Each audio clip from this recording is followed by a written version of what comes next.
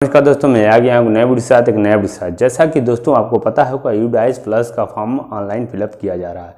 हर साल की तरह इस साल भी ऑनलाइन डेटा फिलअप किया जा रहा है, लेकिन कुछ यूडाइस प्लस में परिवर्तन किए गए हैं।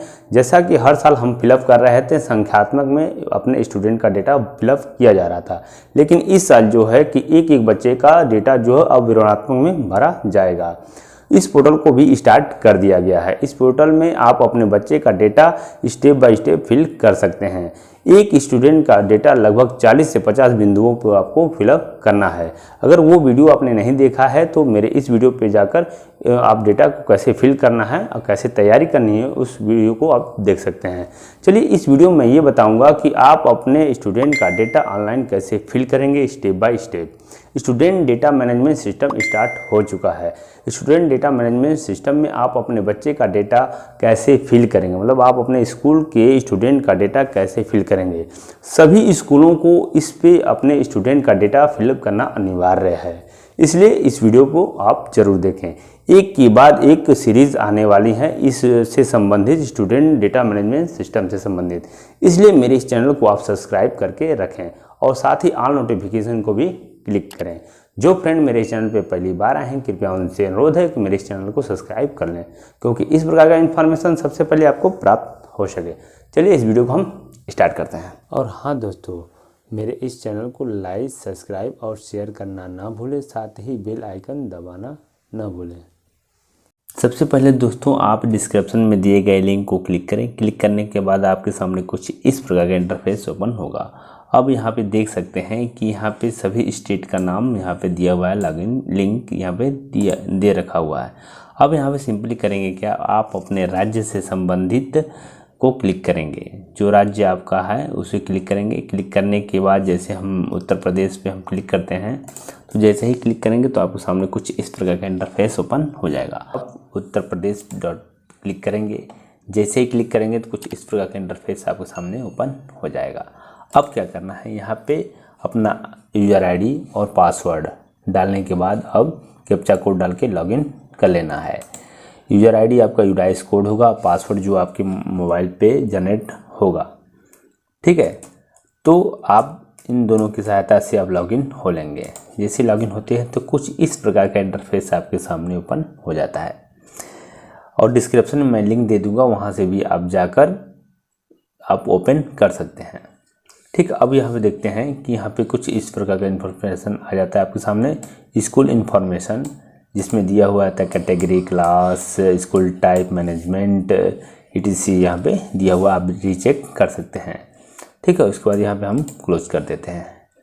अब सिंपली आपको यहाँ पे करना है क्या है कि सबसे पहले आपको अपने स्कूल का सेक्शन क्रिएट करना है। क्या करना है, सेक्शन क्रिएट करना है। तो आप देख सकते हैं ऐड ए सेक्शन यहाँ पे ऑप्शन दिया हुआ है। और दूसरा जहाँ पे जो स्कूल प्रोफाइल है, आप जाकर स्कूल प्रोफाइल में भी आप देख सकते हैं इन्फॉर्मेशन अपने स्कूल से संबंधित। इसको पहले आपको चेक कर लेना है। अब यहाँ पे देख सकते हैं बेसिक इन्फॉर्मेशन जो दिया हुआ है, स्कूल का नाम, यूडाइस कोड और school category, school types, school कहाँ से कहाँ तक चलता है, जैसे क्लास 1 से लेके क्लास 5 तक ये संचालित है, ऑपरेशनल है, मैनेजमेंट जो है कि प्राइवेट सेक्टर है। अब यहाँ पे ये सब चीज़ें आप देख सकते हैं।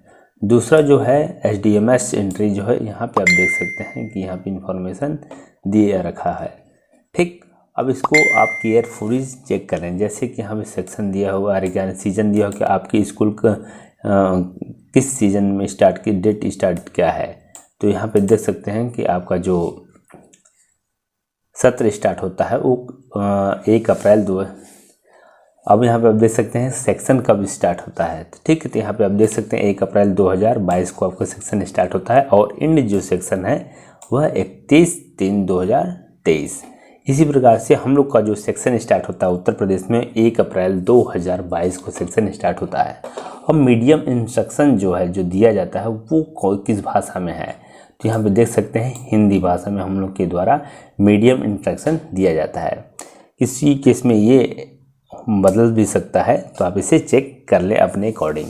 ठीक, तो यहाँ से भी आप सेक्शन मैनेजमेंट पे जा सकते हैं यहाँ पे। ठीक है, और डैशबोर्ड पे जाने के बाद यहाँ से भी आप ऐड सेक्शन कर सकते हैं। दोनों जगह से ऑप्शन है, तो यहाँ पे क्लिक करते हैं तो भी यहाँ पे आ जाते हैं और यहाँ पे आने के बाद यहाँ से भी क्लिक करते हैं तो भी आप इस पेज पे डायरेक्ट ओपन हो जाता है। अब यहाँ सिंपली करना क्या है, देखिए सेक्शन मैनेजमेंट का ये ऑप्शन है, पेज आ जाता है और यहाँ पे आपको बहुत केयरफुली अपना सेक्शन क्रिएट करना है। देखिए यहाँ पे इंफॉर्मेशन दिया हुआ है, कुछ नोट्स है, इसे आप केयरफुली पढ़ लें। ठीक है, जो यूकेजी है क्लास 1 से 1 वेलो है ये, तो इसे यूकेजी करते हैं, जो कि PP1 है। और PP2 का मतलब क्लास 1 से 2 क्लास नीचे PP2 होता है, और क्लास 1 से 3 क्लास नीचे मतलब PP3। तो यूकेजी, LKG और नर्सरी। ठीक है, तो ये आपको प्री प्राइमरी सेक्शन के अंतर्गत आता है। कितना? प्री प्राइमरी सेक्शन के अंतर्गत आता है। और प्री प्राइमरी में 3 क्लास हैं, आपको ये पता है, आप इसे जानकारी रखें।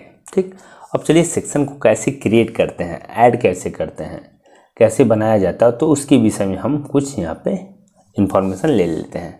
अब यहाँ पे क्या करना है कि किसी क्लास को आपको सिलेक्ट करना है, क्लास 1, और क्लास 1 में देखिए सेक्शन ये आ जाता है।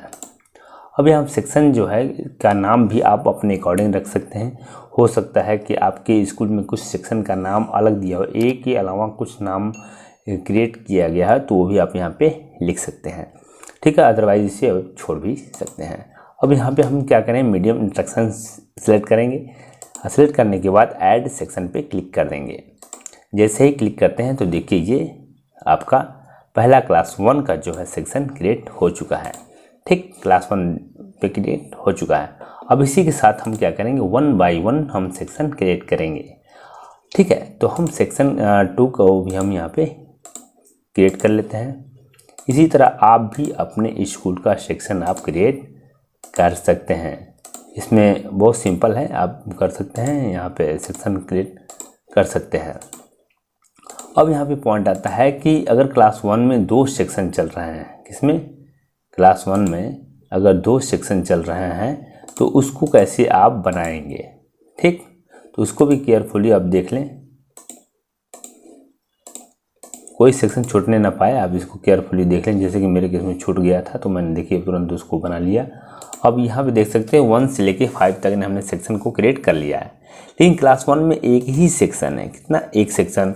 आप चाहते हैं कि क्लास 1 में A section, B section, C section बनाना चाहते हो, कैसे बनाएंगे, मतलब क्लास 1 में सेक्शन को बढ़ाना है ABCD, तो उसके लिए आपको पुनः यहाँ पे सेक्शन पे क्लिक करना होगा, क्लास 1 को सिलेक्ट करना होगा। तो ये ऑटोमेटिक देखिए B आ चुका है। ठीक, तो यहाँ पे आप इसको क्लिक करेंगे। क्लिक करने के बाद और अपना मीडियम इंस्ट्रक्शन जो आप सिलेक्ट कर सकते हैं। सिलेक्ट करने के बाद ऐड सेक्शन पे क्लिक कर देंगे। अब यहाँ पे देख सकते हैं कि इस तरह से हम यहाँ पे क्लिक करते हैं तो यहाँ पे 2 सेक्शन आ चुके हैं, क्लास 1 A एंड B। ठीक, अब यहाँ पे चाहते हैं कि किसी सेक्शन में कोई परिवर्तन करना चाहते हैं, यहाँ पे हो सकता है कुछ नाम देना चाहते हैं, यहाँ पे कुछ और नाम देना चाहते हैं। यहाँ पे एडिट का एक ऑप्शन दिया हुआ है, यहाँ पे आप क्लिक करके कुछ सेक्शन का नाम आप एडिट कर सकते हैं। ठीक, अपडेट कर सकते हैं, सेक्शन का कुछ अलग नाम जो देना चाहते हैं वो दे सकते हैं। ठीक, अब यहाँ पे क्या है, यहाँ पे देख सकते हैं, यहाँ पे डिलीट का ऑप्शन नहीं है। सेक्शन फर्स्ट वाले में डिलीट का ऑप्शन नहीं दिया हुआ है, लेकिन सेक्शन जो B है इसको डिलीट का ऑप्शन दिया हुआ है। तो आपको मैं बता दूं कि किसी भी स्कूल में, किसी भी कक्षा में कम मिनिमम जो है एक सेक्शन तो होना ही चाहिए। यहाँ पे इसके विषय में इंफॉर्मेशन दिया हुआ, पढ़ सकते हैं। कम से कम एक सेक्शन मतलब A होना ही चाहिए। तो इसमें ये कंपलसरी कर दे, इसे आप डिलीट नहीं कर सकते सेक्शन बनाने के बाद, ध्यान रहे। लेकिन वही सेक्शन B को आप चाहें तो डिलीट कर सकते हैं। ठीक, तो कैसे आप डिलीट करेंगे, चलिए इसको भी हम देख सकते हैं। तो सेक्शन 1 में जब क्लिक करते हैं इस तरह से, तो यहाँ पे डिलीट का एक ऑप्शन दिया हुआ है। अगर इसमें अपडेट कुछ करना चाहते हैं, जैसे कि यहाँ पे कुछ नाम देना चाहते हैं, तो आप सेक्शन का नाम भी क्रिएट कर सकते हैं अलग से। ठीक, जो भी आपको लगता है, हमने B का B ही रख दिया तो इस तरह से अपडेट हो जाता है। और देखिए यहाँ पे जो है सेक्शन अपडेट हो जाता है। ठीक, अपडेट हो जाए या एडिट इसे कर सकते हैं, दोनों चीज़ यहाँ पे हो गया। अब यहाँ पे सिंपली इसी सेक्शन को आप चाहते हैं कि डिलीट करना चाहते हैं। हो सकता है कि इस साल आपके यहाँ 2 सेक्शन चल रहे थे, लेकिन छात्र संख्या घटने की वजह से आप एक सेक्शन को आप माइनस करना चाहते हैं। ठीक, तो उस कंडीशन में सेक्शन को अगर माइनस करना चाहते हैं, डिलीट करना चाहते हैं, तो यहाँ सिंपली आप क्या करें, डिलीट बटन पे क्लिक करेंगे। अब यहाँ से एक डिलीट सेक्शन का एक पॉपअप आ जाता है, यहाँ से आपसे कन्फर्मेशन मांगता है, तो आप यहाँ पे कन्फर्म कर दिए सिंपली। और जैसे ही कन्फर्म करते हैं तो सेक्शन डिलीटेड सक्सेसफुली का एक ऑप्शन आपके सामने ओपन हो जाता है। अब इस तरह से देख सकते हैं कि यहाँ से एक सेक्शन क्या हो गया, डिलीट हो गया। ठीक है दोस्तों, तो इस तरह से आप भी अपने स्कूल का सेक्शन क्रिएट कर सकते हैं। अब सिंपली इसके बाद आपको करना क्या है, देखिए इसके बाद आपको अपने स्कूल का डेटा को इंटर करना है। कैसे करेंगे, यहाँ पे स्कूल डैशबोर्ड पे क्लिक करेंगे। अब यहाँ पे देखिए इन्फॉर्मेशन आपके सामने कुछ इस प्रकार का इंटरफेस ओपन हो जाता है। अब सिंपली करना क्या है, यहाँ पे आपको एंट्री करना है। व्यू पे अगर क्लिक करते हैं तो आपके सामने ये इन्फॉर्मेशन इस तरह से ओपन हो जाता है, जहाँ पे सारे बच्चे शो करेंगे जो आपने एंट्री किया है, लेकिन अभी तक हमने एंट्री कोई नहीं किया है। तो यहाँ पे ऐड का ऑप्शन दिया हुआ है, यहाँ से आप सेक्शन को ऐड कर सकते हैं, अरे सेक्शन को स्टूडेंट ऐड कर सकते हैं। और इसके बाद आप किसी स्टूडेंट को देखना चाहते हैं कि एंट्री हुआ कि नहीं, तो यहाँ पे बालक बालिका के रूप में यहाँ पे शो करेगा। ठीक, तो इस तरह से आप सेक्शन क्रिएट कर सकते हैं। चलिए दोस्तों देखते हैं कैसे एंट्री करेंगे। यहाँ तक तो हो गया। अब इसके बाद देखेंगे कि स्कूल एंट्री हम कैसे करेंगे। तो स्कूल डैशबोर्ड पे हम क्लिक करेंगे। जैसे ही क्लिक करेंगे तो हम लोग के सामने कुछ इस प्रकार का इंटरफेस ओपन हो जाएगा। अब हमको करना ये है कि आपको अपने क्लास का एंट्री करना है एक एक करके। तो क्लास 1 की अगर हमें एंट्री करनी है तो अगर यहाँ से आप एंट्री कर सकते हैं ऐड स्टूडेंट करके, एक ऑप्शन यहाँ पे है। दूसरा ऑप्शन ये है कि व्यू जब आप करेंगे, कोई स्टूडेंट का डेटा जब इंटर करते हैं तो यहाँ पे दिखाएगा कि आपने बॉय की एंट्री की है कि गर्ल्स की, तो यहाँ पे आप देख सकते हैं, यहाँ पे वो शो होने लगेगा। तो चलिए अब यहाँ पे हम सिंपली क्या करते हैं, व्यू मैनेज पे क्लिक करते हैं। यहाँ से क्या करेंगे, वो एंट्री देखेंगे जो आपने एंट्री किया है, जो स्टूडेंट का आपने एंट्री किया है वो डेटा आपको यहाँ पे शो होने लगेगा। लेकिन यहाँ पे ये है कि कोई एंट्री हमने एंट्री नहीं किया है। तो अब इस कंडीशन में एंट्री कैसे करेंगे, चलिए देखते हैं। तो एक ऑप्शन मैंने वहाँ बताया था कि आप डैशबोर्ड पे आप जाएंगे तो यहाँ पे ऐड कर सकते हैं, और दूसरा ऑप्शन है कि व्यू में जाएंगे आप यहाँ से भी ऐड स्टूडेंट करके आप एंट्री कर सकते हैं। तो चलिए ऐड स्टूडेंट पे क्लिक करते हैं। जैसे ही क्लिक करते हैं तो आपके सामने कुछ इस प्रकार का इंटरफेस ओपन हो जाता है। आपको मैं बता दूं कि ये फॉर्म, आपको बता दूं कि इस फॉर्म को 3 भागों में डिवाइड किया गया है। पहला है जनरल इन्फॉर्मेशन स्टूडेंट, और दूसरा है इनरोलमेंट डिटेल स्टूडेंट्स, और तीसरा है facility and other detail of the students. इस 3 भागों में इसको डिवाइड किया हुआ है। अब हम यहाँ पे सिंपली देख सकते हैं कि चौथा जो पार्ट है स्टूडेंट प्रोफाइल, इसमें सिर्फ दिखना है, मतलब आप जैसे ही डेटा आप फिल करके फाइनली पहुँचते हैं तो यहाँ पे व्यू दिखेगा। तो ये पार्ट नहीं है, यहाँ पे अब सिर्फ आप व्यू देख सकते हैं, लेकिन 3 पार्ट में हमारा डेटा एंट्री किया जाएगा। तो कैसे एंट्री करेंगे चलिए देख लेते हैं। यहाँ पे आपका सबसे पहले देख सकते हैं स्कूल क्लास यहाँ पे शो हो जाएगा और कौन से सेक्शन का डेटा आप एंट्री कर रहे हैं। ठीक, अब सिंपली यहाँ तक तो हो गया। अब हम क्या करेंगे, किसी एक स्टूडेंट का डेटा हम यहाँ पे एंटर करेंगे। तो चलिए एक स्टूडेंट हम ले लेते हैं और उसका डेटा एंट्री करते हैं। ठीक है, यहाँ पे डाल लेते हैं परी गुप्ता। ठीक, अब जेंडर यहाँ पे सिलेक्ट कर लेते हैं। वैसे तो 1, 2 और 3 में ही आपको पूरी डेटा को एंटर करना है। मेल के लिए 1 और फीमेल के लिए 2, ट्रांसजेंडर के लिए 3। ठीक है, अब उसके बाद हम क्या करेंगे, डेट ऑफ बर्थ उस बच्चे का एंटर हम करेंगे।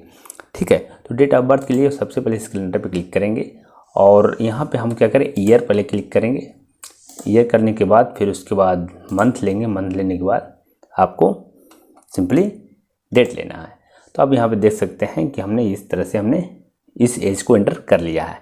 उसके बाद बच्चे की जो है, उसके बाद आपको करना ये है कि स्टूडेंट आईडी आपको एंटर करना है एज अ पर स्टेट। अब यहाँ पे करना ये है कि कुछ केस में जैसे कि अगर सरकारी स्कूल है तो वहाँ पे उन लोगों का हर एक बच्चे का यूनिक आईडी अवेलेबल है, लेकिन जो प्राइवेट स्कूल है उनका यूनिक आईडी अवेलेबल नहीं है। तो इस केस में आप जो भी यूनिक आईडी क्रिएट किए हुए हैं तो वो डाल सकते हैं, अदरवाइज़ आप अपने अकॉर्डिंग इसमें यूनिक आईडी डाल सकते हैं, अदरवाइज़ इसको छोड़ सकते हैं। तो चलिए यहाँ पे हम इसको छोड़ देते हैं और अगला पॉइंट आता है मदर्स नेम। ठीक है, तो यहाँ पे उस बच्ची का मदर्स नेम हम डाल लेते हैं। ठीक, उसके बाद फादर्स नेम हम यहाँ पे इंटर कर लेते हैं।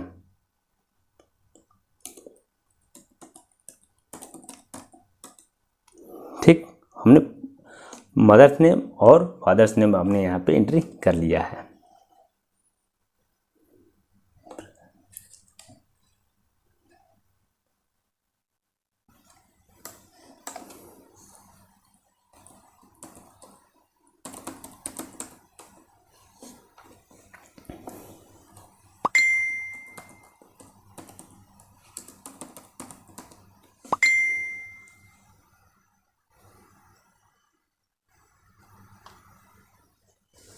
अब यहाँ पे देख सकते हैं कि हमने मदर्स नेम यहाँ पे एंटर किया और उसके बाद फादर्स नेम ही गार्जियन के रूप में है तो यहाँ पे हमने दे दिया। लेकिन कुछ ऐसे केस आ सकते हैं जहाँ पे मदर्स गार्जियन बन सकती है और फादर, जैसे किसी केस में किसी बच्चे का फादर नहीं है तो मदर्स उस अगर ज़िंदा है तो वो यहाँ पे गार्जियन के रूप में आ सकती है। अगर मदर्स नहीं है तो फादर्स गार्जियन के रूप में आ सकते हैं। लेकिन कुछ ऐसे केस भी हो सकते हैं जहाँ पे मदर और फादर दोनों ही ना हों, तो उस केस में जो भी दादा नानी नाना चाचा चाची जो भी हों वो गार्जियन के रूप में यहाँ पे उनका नाम एंटर किया जाएगा। अब अगला पॉइंट आता है कि बच्चे का आधार नंबर जो है यहाँ पे एंटर किए जाएंगे। ठीक है, तो बच्चे का आधार नंबर आपको जो 12 डिजिट का है उसको आपको यहाँ पे मेंशन करना है, क्योंकि 12 नंबर का जब यहाँ पे आप आधार नंबर एंटर करेंगे तो इससे उस बच्चे की आइडेंटिटी वेरीफाई की जाएगी। ठीक है, कि ये बच्चा जो आप एंट्री किए हैं क्या ये आधार नंबर इसी बच्चे का है या किसी और बच्चे का है। ठीक है, तो इस बात को ध्यान में रखते हुए आप सही डेटा आप एंटर करेंगे। अब यहाँ पे ध्यान देने वाली है कि जो आधार के ऊपर उस बच्ची का नाम है उसको आपको यहाँ पे प्रीफिल करना है। स्पेलिंग जो भी हो वहाँ पे आधार के ऊपर उसको आपको यहाँ पे एंटर करना है। ठीक, ऐसा नहीं कि जो नाम आपने एंटर किया वहाँ पे स्पेलिंग अलग और इस पे अलग हो सकते हैं, लेकिन आपको आधार के ऊपर जो यहाँ पे स्पेलिंग है उसको आप यहाँ एंटर करना है। चलिए, हमने इसको भी हमने एंटर कर लिया है। अब अगला पॉइंट आता है कॉन्टैक्ट डिटेल्स, और इसको हम फिल करेंगे। एड्रेस यहाँ पे फिल करेंगे स्टूडेंट का, उसके बाद उसका पिन कोड हम यहाँ पे एंटर करेंगे और एंटर करने के बाद अगला पॉइंट आता है उस बच्चे का जो गार्जियन का मोबाइल नंबर है उसको आपको यहाँ पे फिल करना है। तो सिंपली ध्यान से मोबाइल नंबर गलत नहीं होना चाहिए, क्योंकि बच्चे से संबंधित पूरी इन्फॉर्मेशन मोबाइल नंबर पे ही सेंड किया जाएगा। इसके अलावा भी एक मोबाइल नंबर के अलावा भी दूसरा कोई मोबाइल नंबर है उसको भी दे सकते हैं, ईमेल आईडी है तो उसको भी दे सकते हैं, लेकिन ये कंपलसरी नहीं है। जैसे यहाँ पे क्लिक करते हैं देखिए ये ग्रीन हो जाता है। अब यहाँ पे पॉइंट आता है कि यहाँ पे आप देख सकते हैं किसी प्रकार का स्लैश नहीं आ चुका है। जिस कॉलम में ग्रीन टिक आ जाए तो समझ लीजिए कि वो कॉलम कंप्लीट हो चुका है, उसमें किसी प्रकार कोई प्रॉब्लम नहीं है। जैसे मान लीजिए मैं एड्रेस में एक स्पेस देता हूँ तो देखिए यहाँ पे रेड आ गया, इसका मतलब इस कॉलम में कुछ प्रॉब्लम है। अगर जैसे ही हम स्पेस को यहाँ पे रिमूव कर देते हैं तो देखिए यहाँ पे ये ग्रीन हो जाता है, इसका मतलब ये अब डेटा शुद्ध हो चुका है। अब अगला पॉइंट आता है जहाँ पे आपको मदर टंग आपको एंटर करना है। तो सिंपली आप 42 नंबर का जो हिंदी है वो आप एंटर करेंगे। ठीक, अब इंटर करने के बाद अगला पॉइंट आता है जो भी आप उस बच्चे से संबंधित जो है सोशल कैटेगरी आपको यहाँ पे फिल करना है। जो भी सोशल कैटेगरी OBC ST जिसमें भी वो बच्चा आता है उसको आपको आइडेंटिफाई करके यहाँ पे इंटर करना है। अब उसके बाद अगला पॉइंट आता है माइनॉरिटी ग्रुप, बच्चा माइनॉरिटी है तो लिखेंगे, अदरवाइज नन 7 नंबर का आपको क्लिक करना है। अगला पॉइंट आता है BPL है, बेनिफिशरी है तो इसको आपको लिखना है यस या नो। जैसे ही आप यस करते हैं तो यहाँ पे देख सकते हैं ये डिसेबल हो जाता है, और जैसे ही नो करते हैं तो ये लॉक हो जाता है। ठीक, जैसे ही यस करते हैं तो अनलॉक हो जाता है। तो इसको आप देखना है, जैसे यस करते हैं तो आप यहाँ पे उसको देना है कि अंत्योदय राशन योजना के अंतर्गत है, तो यस या नो आपको करना है। ठीक है, तो मेरे केस में नो है तो हम यहाँ पे नो करेंगे। ठीक, यहाँ पे ये लॉक हो चुका है। अब आता है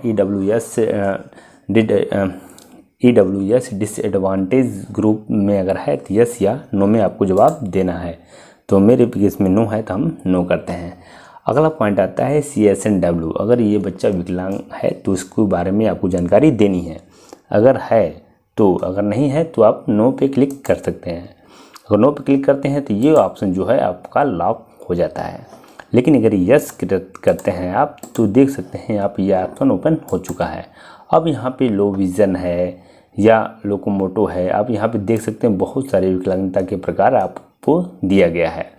तो आप यहाँ पे जाकर उस बच्चे से संबंधित विकलांगता के प्रकार को आप फिल कर सकते हैं।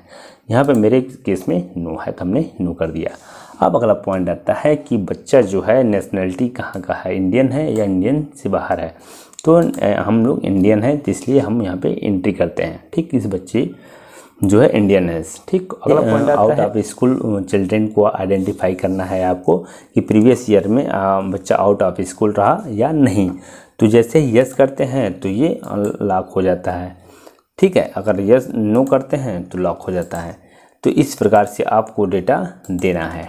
ठीक है, तो यहाँ पे आप नो हम क्लिक करते हैं। अदरवाइज़ यहाँ पे जब ये पूरा डेटा फिल हो जाए तो एक बार रीचेक कर लें। रीचेक करने के बाद आप सिंपल यहाँ पे सेव बटन पे क्लिक करें। जैसे ही सेव बटन पे क्लिक करते हैं तो कुछ कन्फर्मेशन आता है जहाँ पे आपको देखना है कि बच्चे का जो नाम है वो सही है या नहीं है।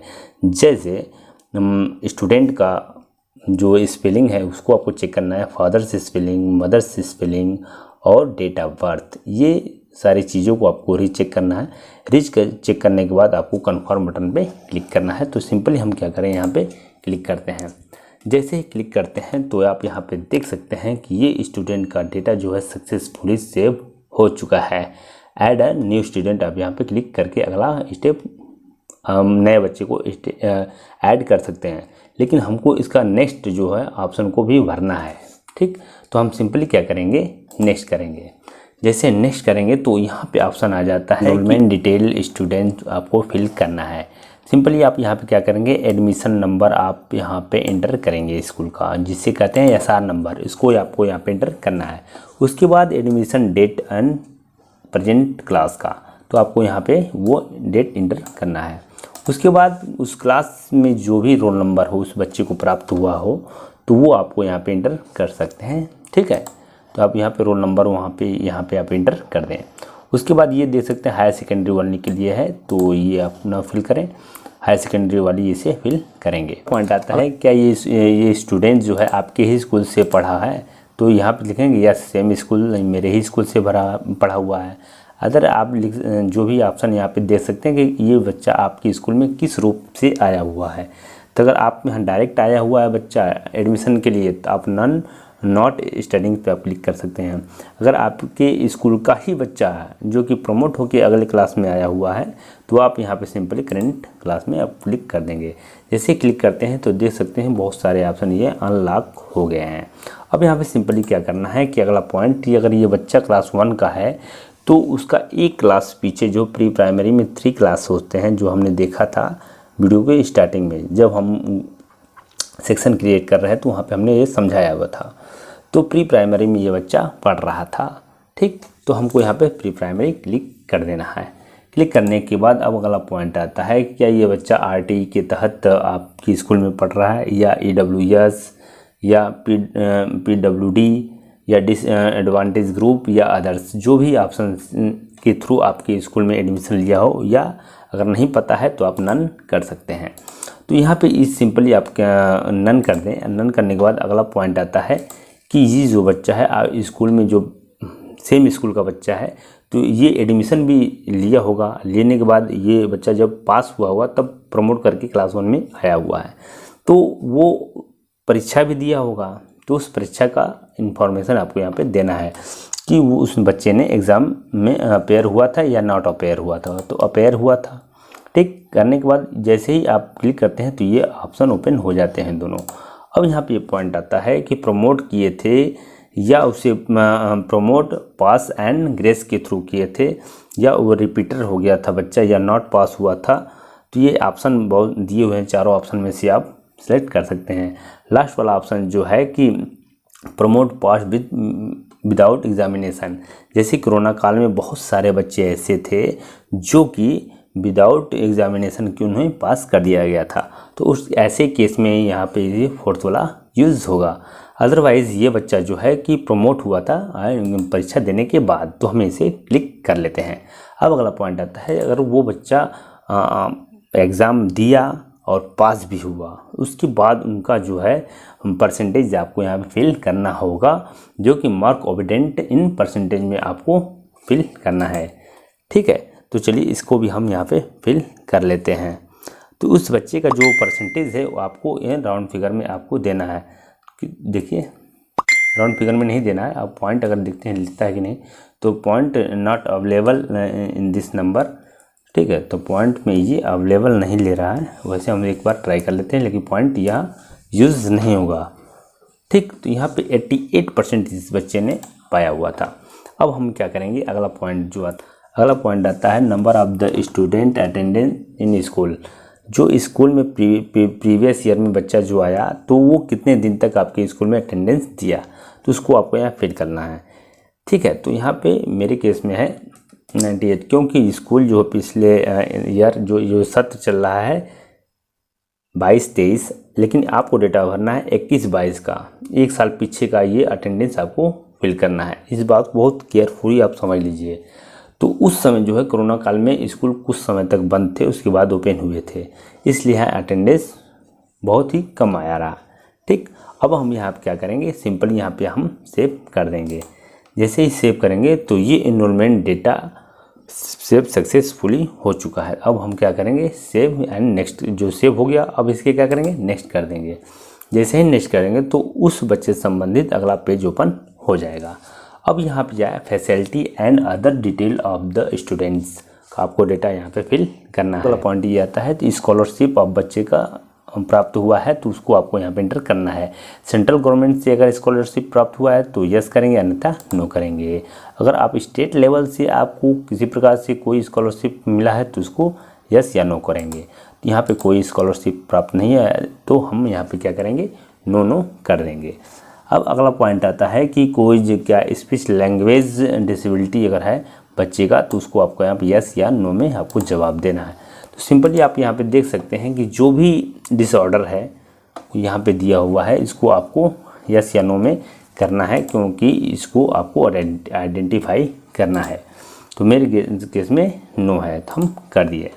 अब अगला पॉइंट आता है कि जो बच्चा का जो आइडेंटिफाई करना है, गॉड गिफ्टेड कुछ बच्चे होते हैं जिसके प्रतिभाशाली होते हैं, तो ऐसे बच्चों को आइडेंटिफाई करना है कि किस फील्ड में वो प्रतिभाशाली है। कोई हो सकता है मैथमेटिक्स में बहुत अच्छा वो बच्चा कर रहा है, या लैंग्वेज में बहुत अच्छा स्पीकिंग कर रहा है, या साइंस में उसका रुचि है, या टेक्नोलॉजी में है, या स्पोर्ट में है, या आर्ट में है।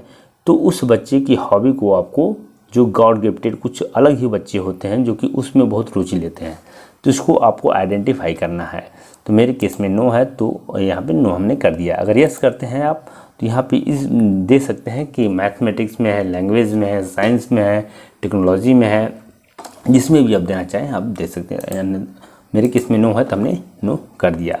अगर आप यस करते हैं तो यहाँ पे पॉइंट आता है कि किसी को एक को आपको क्लिक करना होता है। चलिए मैं करके आपको दिखा देता हूँ। यहाँ पे मैथ में अगर आप क्लिक करते हैं तो ये ऑप्शन नीचे वाले ओपन हो जाते हैं। ठीक, अगर यहाँ पे नो करते हैं तो सारे ये ऑप्शन यहाँ पे क्लोज हो जाते हैं। तो जब यस करते हैं तो इसको हम ट्राई कर लेते हैं। अब यहाँ पे किसी सेक्शन को हमने क्लिक कर लिया। अब यहाँ पे क्या करता है कि जो कि बच्चा को किसी प्रकार कोई मेंटर दिया गया है जिससे कोई तैयारी कर सके, नो कोई नहीं।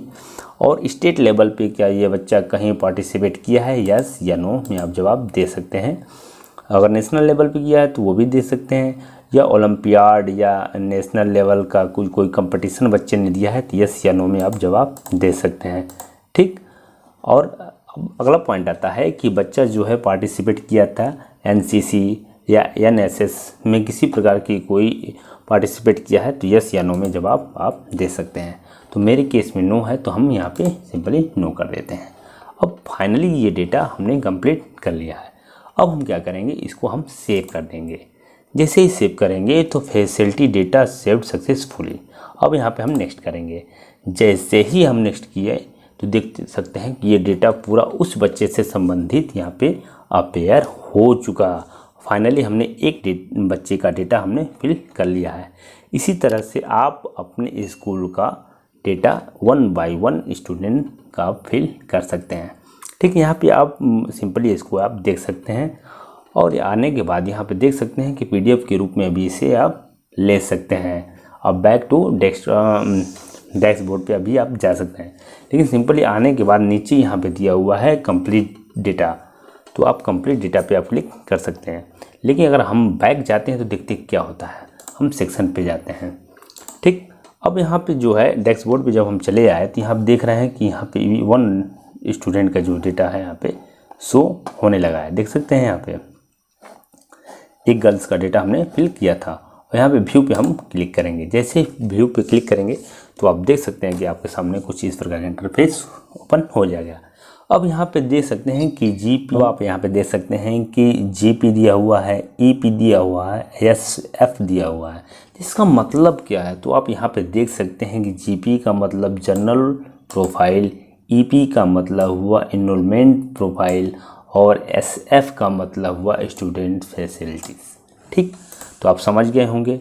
अब इस यहाँ पे क्या करना है, किसी एक बच्चे का डेटा आपका गलत हो गया सपोज दैट, तो उसको आप कैसे अपडेट करेंगे। ठीक, यहाँ पे सिंपली हम क्या करेंगे, GP पे हम क्लिक करेंगे। अगर जनरल इन्फॉर्मेशन में कोई, अगर आपको लगता है कि हाँ किसी प्रकार का कोई डेटा हमसे मिस हुआ है या उससे आप स्पेलिंग गलती होगी, तो आप यहाँ पे आकर सिंपली आप इसको रीचेक कर सकते हैं। ठीक, तो यहाँ पे जैसे ही आप ये सब देख रहे हैं और आने के बाद आपने देखा कि नहीं यार ये तो किसी प्रकार की कोई गलती है, तो उसको आप यहाँ पे सुधार कर सकते हैं। और जैसे अपडेट बटन पे क्लिक करते हैं कि किसी प्रकार का कोई सुधार करके, तो अपडेट बटन पे ऐसे जैसे ही क्लिक करते हैं तो देखिए यहाँ पे क्या किया, जनरल डेटा अपडेट सक्सेसफुली हो गया। अब अगला पॉइंट आता है, इसमें भी किसी प्रकार कोई डेटा अपडेट करना है तो आप यहाँ पे अपडेट कर सकते हैं और यहाँ पे सिंपली सेव कर सकते हैं। अब यहाँ पे सिंपली आप सेव कर सकते हैं। जैसे ही सेव करेंगे तो यहाँ पे इनरोलमेंट डेटा सेव सक्सेसफुली, अभी ये भी सक्सेसफुली सेव हो चुका है। इसी प्रकार से आप एक एक करके आप डेटा को सेव कर सकते हैं, अन्यथा नेक्स्ट कर सकते हैं। अब यहाँ पे फाइनली देख सकते हैं कि ये पूरे स्टूडेंट का डेटा आप इस तरह से आप फिल कर सकते हैं। अंत में आने के बाद आप चाहें तो यहीं पे कंप्लीट डेटा पे आप क्लिक कर सकते हैं। ठीक है, अदरवाइज़ ऐसे ही आप इसको अभी रहने दें। किसी प्रकार का लगता है कि डेटा में कुछ परिवर्तन करना है तो आप बाद में भी कर सकते हैं। तो सिंपली हम यहाँ पे आते हैं, देखते हैं कि एक डेटा हमने यहाँ पे एंट्री कर लिया है। तो इस तरह से आप भी अपने स्टूडेंट का डेटा फिल कर सकते हैं।